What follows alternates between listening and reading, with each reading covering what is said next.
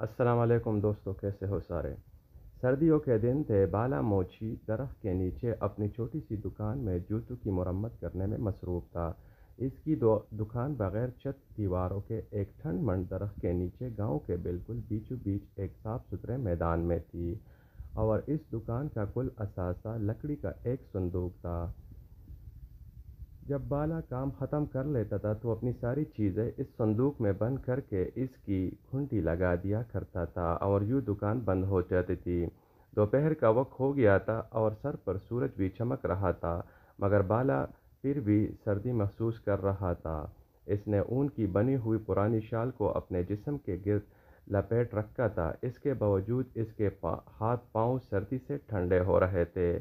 وہ گاؤں کا واحد موچی تھا۔ گاؤں کے سب لوگ اپنے پٹے پرانے جوتوں کی مرمت اس سے ہی کرواتے تھے، اسی لیے اس کو فارغ بیٹھنے کی ذرا بھی فرصت نہیں ملتی تھی، اور وہ صبح سے شام تک اپنے کام میں لگا رہتا تھا۔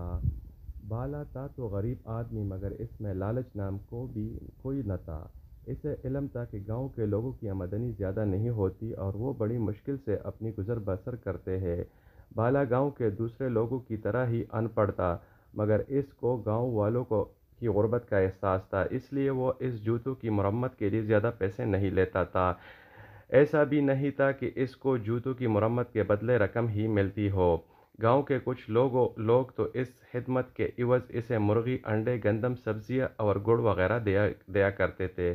ایک دفعہ اس نے گاؤں کے ایک آدمی کے 2 بچوں کے لیے نئے جوتے بنائے تھے، تو اس آدمی نے ان جوتوں کے بدلے اسے ایک بکری دے دی تھی۔ اس بکری کی وجہ سے بالے اور گھر والوں کو دودھ کی آسانی سے فراہم مہیا ہوتی تھی۔ وہ اپنی بیوی اور 2 بیٹیوں کے ساتھ گاؤں میں رہتا تھا۔ گھر چلانے کے لیے اسے سخت محنت کرنا پڑتی تھی۔ اس کی بیوی ایک بہت اچھی اور محنتی عورت تھی۔ وہ جوتوں کے کام میں آنے والا چمڑا رنگنے میں بالا کا ہاتھ بٹھاتی تھی، اور اس کے ساتھ ساتھ وہ گاؤں کے زمینداروں کے کھیتوں میں بھی کام کیا کرتی تھی، جس سے اسے کچھ پیسے مل جاتے تھے۔ دونوں کی اس جدوجہد کے نتیجے میں گھر کی گاڑی چلتی تھی۔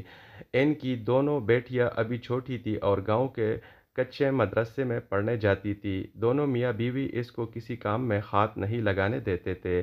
بالا ان سے کہتا تھا کہ بس وہ پڑھنی لکھتی رہے۔ اس کے باوجود دونوں لڑکیاں گھر کے مختلف چھوٹے موٹے کاموں میں لگی رہتی تھی، جس کی وجہ سے بالا کی بیوی کو بڑی آسانی ہو جاتی تھی۔ بالے کے گھر کی ایک مدت سے مرمت نہیں ہوئی تھی۔ اس کے گھر میں 3 کمرے تھے اور ان کی چھتیں بوسیدہ ہو چکی تھی۔ بارش ہوتی تھی تو پانی کمروں میں ٹپکنے لگتا تھا۔ بالا یہ سوچ سوچ کر پریشان ہو جاتا تھا کہ اگر سردیوں میں بارشیں ہو گئی تو کیا ہوگا۔ اس نے پیسے جمع کرنا شروع کر دیے تاکہ بارشوں کے ہونے سے پہلے ہی گھر کی چھتوں کی مرمت کروا لے، مگر ابھی اس کے پاس بہت تھوڑے سے پیسے ہی جمع ہوئے تھے۔ وہ اس مقصد کے لیے اب سورج غروب ہونے تک کام میں لگا رہتا تھا تاکہ کچھ فاضل رقم حاصل ہو جائے جو چھتوں کی مرمت میں کام آئے۔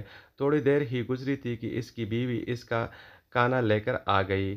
وہ اپنے ساتھ ٹین کا ایک ڈبہ لے کر آئی تھی جس میں اس نے لکڑیوں سے آگ جلا رکھی تھی۔ بالا بیوی کو کھانے کو اور آگ کے ڈبے کو دیکھ کر خوش ہو گیا۔ بولا، بالی خوش رہ، تو نے کمال کر دیا۔ تجھے کیسے پتہ چلا کہ مجھے سردی لگ رہی ہے؟ بالی اپنی تعریف سن کر شرما گئی۔ خوش ہو کر بڑے پیار سے بولی، بالے، جیسی سردی یہاں ہے ویسی سردی گھر پر بھی ہے۔ میں نے سوچا کہ تو سردی میں کام کر رہا ہوگا، اس لیے میں ڈبے میں آگ جلا کر آئی ہوں۔ یہ کہہ کر اس کی بیوی نے کھانا کھول کر اس کے سامنے رکھ دیا اور بولی، بالے، تو کھانا کھا، میں گھر جاتی ہوں۔ دونوں بچیاں مدرسے سے واپس آنے والی ہوں گی، انہیں بھی کھانا دینا ہوگا۔ بالے نے کہا، ٹھیک ہے تو جا، مگر بالی یہ سن لے کہ تو میری خاطر بہت تکلیفیں اٹھاتی ہے۔ مجھے تو افسوس اس بات کا ہے کہ میں تجھے کوئی سکھ نہیں دے سکا۔ بس تو دیکھتی رہ، جیسے ہی گھر کی چھتوں کی مرمت ہو جاتی ہے میں پھر پیسے جمع کروں گا اور ان سے تیرے لیے سونے کی بالیاں اور ہاتھ کے کڑے بنواؤں گا۔ اس کی بیوی بولی، تو ہمارے لیے ہی تو صبح سے شام تک کام میں لگا رہتا ہے۔ اللہ کا شکر ہے کہ میں بہت سکھ میں ہوں۔ ہماری بچیاں پڑھ لکھ رہی ہے، مجھے نہ بالیاں چاہیے اور نہ کڑے۔ اب تو اوڑھنے پہننے کی باری ہماری بچیوں کی ہے۔ بالا سر ہلا کر جھک کے پانی سے ہاتھ دھونے لگا اور پھر کھانے میں مصروف ہو گیا۔ اس کی بیوی اٹھ کر چلی گئی۔ بالا جلد ہی کھانے سے فارغ ہو گیا اور دوبارہ کام میں لگ گیا۔ زیادہ دیر نہیں گزری تھی کہ اس کو دور سے بہادر آتا دکھائی دیا۔ وہ بالا کے قریب ہی ایک گھر میں رہتا تھا اور اینٹوں کے ایک بٹھے پر مزدوری کیا کرتا تھا۔ اس کے ہاتھ میں ایک تیلا تھا۔ قریب آ کر اس نے وہ تیلا بالے کے لکڑی کے صندوق پر رکھ دیا اور خود زمین پر آلتی پالتی مار کر بیٹھ گیا۔ بالے نے وہ جوتا جس کی مرمت کر رہا تھا ایک طرف رکھا اور بولا، بہادر بھائی کیسے آنا ہوا؟ بہادر نے دھیرے سے کہا، پرسوں دوسرے گاؤں سے لڑکے والے شادی کے لیے میری بڑی لڑکی کو دیکھنے کے لیے آ رہے ہیں، اس لیے جوتے مرمت کروانے کے لیے لایا ہوں۔ لڑکے والے آئیں گے تو ان پٹے جوتوں میں ان کے سامنے جاتے ہوئے شرم آئے گی۔ اس نے اپنا پاؤں آگے کر کے کہا۔ بالے نے دیکھا اس نے جو جوتے پہنے ہوئے تھے وہ انتہائی بدنما اور خستہ تھے۔ بالا نے خاموشی سے وہ تھیلا اٹھایا جس میں بہادر مرمت کروانے کے لیے جوتے لے کر آیا تھا۔ جوتے بھی نہایت خستہ حالت میں تھے۔ اوپر کا چمڑا پرانا ہو گیا تھا مگر پھٹا نہیں تھا۔ اس نے انہیں پلٹ کر دیکھا تو دونوں جوتوں کے تلے پھٹے ہوئے تھے۔ بالے کے تجربہ کار انگلیوں نے جوتوں کے چمڑے کو چھو کر اندازہ کر لیا تھا کہ وہ ہرن کی کھال کے بنے ہوئے تھے جو نہایت نرم، مضبوط اور ہلکی ہوتی ہے۔ دوسری بات جو بالے نے محسوس کی وہ یہ تھی کہ ہرن کی کھال کے بنے ہوئے جوتے اگرچہ ہلکے ہوتے ہیں مگر یہ جوتے اسے کچھ زیادہ ہی وزنی لگے۔ اس نے اس بات پر کوئی دھیان نہیں دیا۔ جب بہادر نے جوتوں میں بالے کا انہکام دیکھا تو وہ پریشان ہو گیا۔ اس کو یہ ڈر تھا کہ اتنے خراب جوتے دیکھ کر بالا ان کی مرمت سے انکار نہ کر دے، اس لیے وہ بڑی لجاجت سے بولا، بالے بھائی جوتے بہت پرانے ہیں، اس کو میں نے گھر میں پڑے پرانے سامان سے نکالا ہے۔ یہ جوتے میرے دادا کے تھے اور کسی زمانے میں بہت اچھی حالت میں تھے۔ دادا کے انتقال کے بعد میرے ابا نے پہن پہن کر یہ حال کر دیا۔ اگر بیٹی کی بات پکی ہونے کی تقریب نہ ہوتی تو میں کبھی بھی ایسے پٹے پرانے جوتے لے کر تمہارے پاس نہیں آتا۔ بس یہ سمجھ لو عزت کا معاملہ ہے۔ بالا اس کی بات سن کر رنجیدہ ہو گیا۔ اس نے کہا، یہ جوتے ہرن کی کھال کے بنے ہوئے ہیں اور ہرن کی کھال کے جوتے بہت قیمتی ہوتے ہیں۔ تمہارا دادا تو کافی پیسے والے ہوں گے۔ بہادر نے بڑے پہر سے کہا، بہت بڑے زمیندار تھے۔ اس گاؤں کی بہت سی زمینیں اس کی ملکیت تھی۔ اس کے مرنے کے بعد میرے باپ نے ساری زمینیں بیچ کر پیسے اپنے دوستوں پر اڑا دیے۔ اگر وہ سنبھل کر چلتے تو ہمارا یہ حال نہ ہوتا۔ اس کی شرمندگی محسوس کر کے بالا نے اسے تسلی دی، تم فکر مت کرو، ان جوتوں کو تو میں ایسا کروں گا کہ دیکھنے رہ جائیں گے۔ ان کی بات سن کر بہادر کی نظریں جھکا کر کہا، اور بالے بھائی ایک بات اور ہے، ان کی اجرت میں بعد میں دوں گا، ابھی تو لڑکے والوں کے کھانے کا بھی انتظام نہیں ہوا۔ وہ بٹا جہاں میں کام کرتا ہوں، اب میں اس کے مالک کے پاس جاؤں گا، شاید وہ مجھے کچھ رقم ادھار دے دے اور میں کھانے کا انتظام کر سکوں۔ بالے نے کہا، دیکھو بہادر بھائی، جیسی تمہاری بیٹی ویسی میری بیٹی، تم فکر مت کرنا، بٹے کا مالک بھلے تمہیں ادھار دے یا نہ دے، میرے پاس چلے آنا، میرے پاس کچھ رقم موجود ہے، بارش میں چھتیں ٹپکنے لگتی ہے، اس کی مرمت کے لیے رقم جمع کر رہا ہوں۔ مرمت تو بعد میں ہو جائے گی، ان پیسوں کو تم بس اپنی ہی سمجھو، تم آرام سے لڑکے والوں کو دعوت کا انتظام کرنا۔ بالے کی ہمدردی اور محبت بھری باتیں سن کر بہادر کا دل بھر آیا اور اس کی آنکھیں نم ہو گئی، تو وہ اسے دعائیں دیتا ہوا رخصت ہوا۔ چونکہ گاؤں کی ایک بیٹی کی شادی کا معاملہ تھا، اس لیے بالے نے دوسرے جوتوں کی مرمت کا کام چھوڑا اور بہادر کے جوتے لے کر بیٹھ گیا۔ جوتوں کے تلے تو بالکل بھی مرمت کے قابل نہ تھے، وہ نہ صرف بری طرح گھس گئے تھے بلکہ بیچ میں سے دو حصوں میں تقسیم ہو گئے تھے۔ بالے نے اپنے لکڑی کے صندوق میں سے سب سے مہنگے والے تلے نکالے۔ یہ تلے وہ گاؤں کے امیر زمینداروں کے جوتوں میں لگایا کرتا تھا۔ اس کے بعد وہ اپنے کام میں لگ گیا۔ شام تک جوتے تیار ہو گئے۔ بالے نے ان پر بہت محنت کی تھی اور وہ بالکل نئے لگ رہے تھے۔ اس نے اپنی ساری چیزیں لکڑی کے صندوق میں بند کر کے اس کی کنڈی لگا لی اور بہادر کے جوتوں کا تیلا اٹھا کر گھر کی جانب روانہ ہو گیا۔ اس پوری کارروائی کے دوران اس کے چہرے پر عجیب سے تاثرات تھے اور دبے دبے جوش کے آثار تھے اور وہ بہت سنجیدہ نظر آ رہا تھا۔ اس کے قدم تیزی سے گھر کی جانب بڑھ رہے تھے، ایسا معلوم دیتا تھا جیسے وہ جلد سے گھر پہنچنا چاہتا ہو۔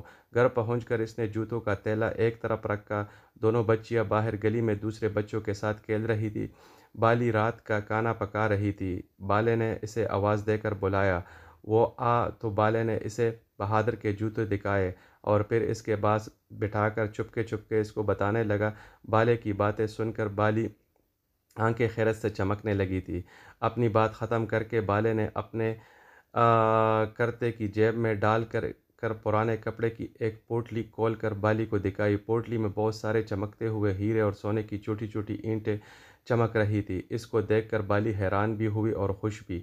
بالے نے کہا، اب ہم بہادر کے گھر چلیں گے، بچیاں باہر کے کھیل میں مصروف ہے، تو چولہے کی آگ ہلکی کر دے، ہم جلدی واپس جائیں گے۔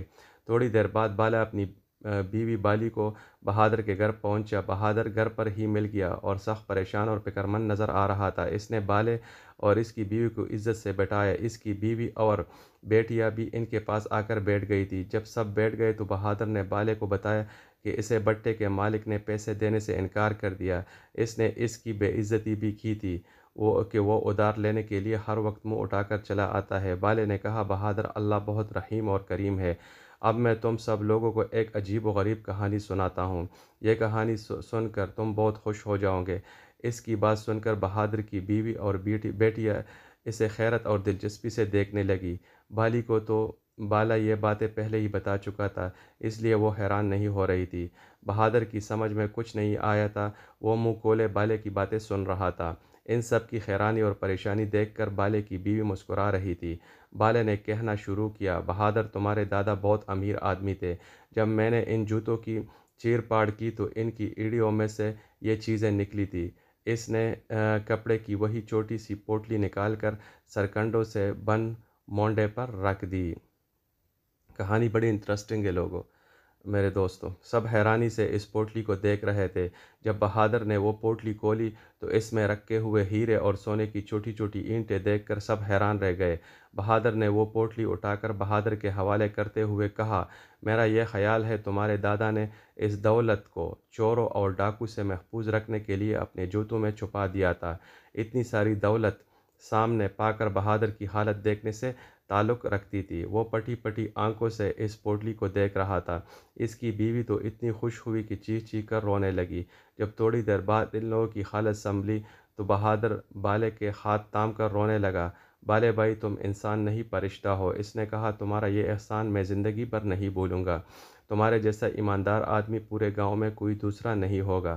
بہادر، میں تو اس بات پر خوش ہوں کہ تمہاری بیٹی کے نصیب سے یہ دولت تمہیں ملی ہے۔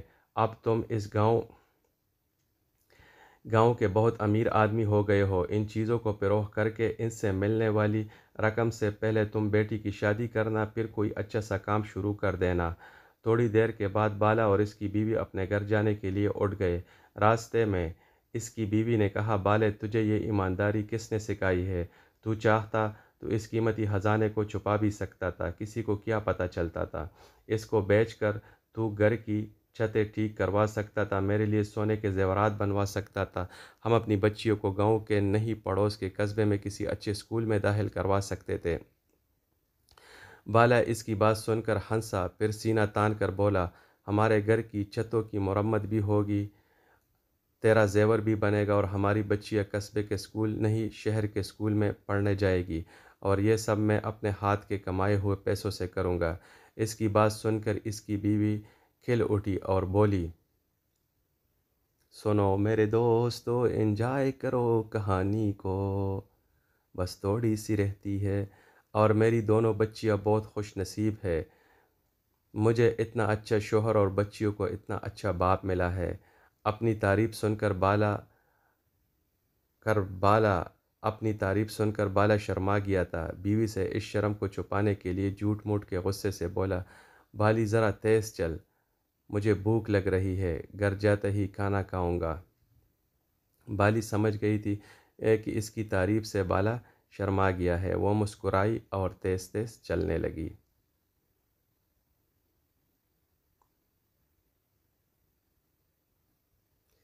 بہت بہت شکریہ میرے دوستوں، میرے چینل پر آنے کے لیے اور کہانی کو انجوائے کرنے کے لیے۔ تو سارے دوست خوش رہو، دعاؤں میں یاد رکھنا، اور نیکسٹ ایپیسوڈ میں ملیں گے انشاءاللہ تعالی۔